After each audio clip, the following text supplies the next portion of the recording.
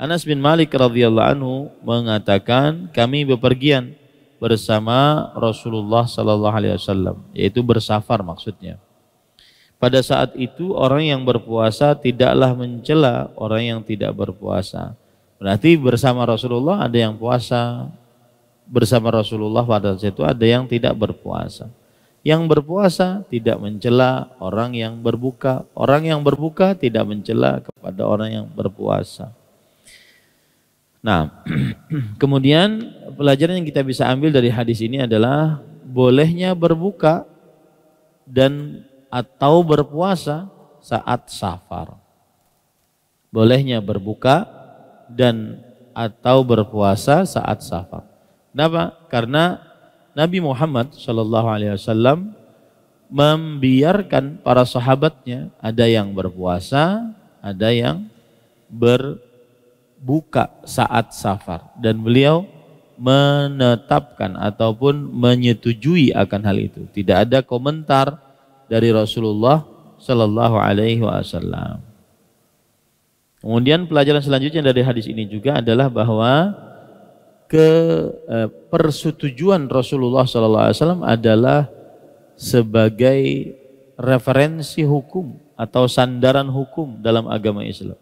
Kalau Rasul Sallallahu Alaihi Wasallam menyetujui, berarti itu adalah termasuk sandaran hukum dalam agama Islam. Nah, buktinya ini. Rasul Shallallahu Alaihi Wasallam membiarkan yang berpuasa tetap puasa, yang berbuka dia berbuka, meskipun bersafarnya di siang hari bulan Ramadan. Ya, dan ini menunjukkan bahwa persetujuan Rasulullah Shallallahu Alaihi Wasallam adalah sandaran hukum dalam agama Islam. Nah, ini bantahan kepada sebagian orang yang mengatakan adanya bid'ah hasanah. Ya, adanya bid'ah hasanah. Mereka mengatakan salah satu dalil adanya bid'ah hasanah adalah para sahabat Nabi radhiyallahu anhum mengerjakan amalan yang belum diperintahkan oleh Rasulullah.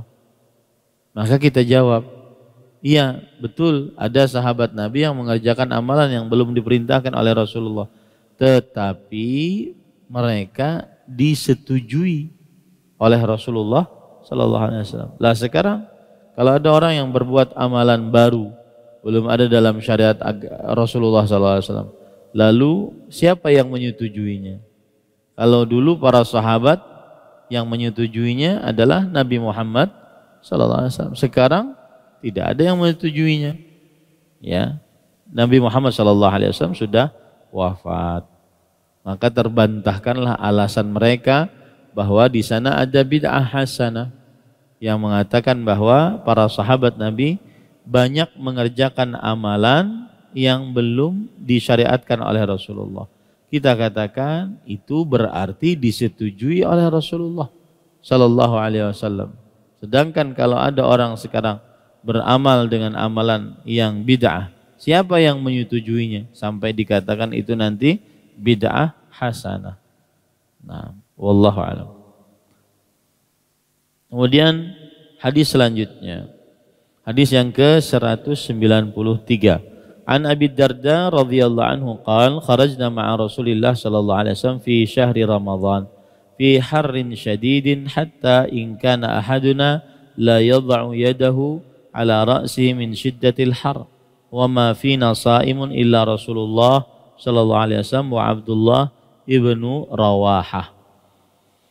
Artinya Abu Darda radhiyallahu anhu menuturkan bahwa para sahabat Nabi radhiyallahu anhum bersafar bersama Rasulullah sallallahu alaihi wasallam pada bulan Ramadan dalam panas terik yang menyengat. Maksudnya itu musim panas. Sehingga salah seorang di antara kami ada yang meletakkan tangannya di atas kepalanya, meletakkan karena saking panasnya, ya. Karena panas yang menyengat tersebut. Di antara kami tidak ada seorang pun yang berpuasa kecuali Rasulullah sallallahu alaihi wasallam dan Abdullah bin Rawahah radhiyallahu anhu. Baik. Pelajaran kita bisa ambil dari hadis ini adalah boleh berbuka bagi orang yang musafir di bulan Ramadan. Boleh berbuka bagi orang yang musafir di bulan Ramadan. Kemudian pelajaran yang kedua dari hadis ini adalah berbuka lebih afdal kalau puasanya menyulitkan. Berbuka puasa di siang hari bulan Ramadan bagi seorang musafir lebih afdal kalau puasanya menyulitkan. Jadi berpuasa saat safar itu ada 3 tingkatan. Yang pertama, puasa saat safar puasanya membahayakan. Puasanya membahayakan.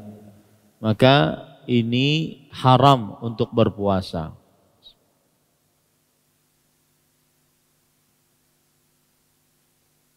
Membahayakan apa? Membahayakan nyawa, membahayakan kesehatan tubuh. Ini haram untuk berpuasa. Rasul sallallahu alaihi wasallam pernah bersabda, ulaikal usad, ulaikal usad. Mereka itulah ahli maksiat, mereka itulah ahli maksiat. Maksudnya adalah yang berpuasa di siang hari Ramadan dalam keadaan membahayakan mereka. Yang kedua, puasa saat safar puasanya menyulitkan, tidak membahayakan. Memberatkan tapi tidak membahayakan. Maka ini hukumnya adalah makruh untuk berpuasa. Yang lebih afdal adalah berbuka. Yang lebih afdal adalah berbuka. Yang ketiga, puasa saat bersafar tidak menyulitkan, tidak membahayakan. Ya, tidak menyulitkan, tidak membahayakan. Maka yang seperti ini lebih afdalnya berpuasa.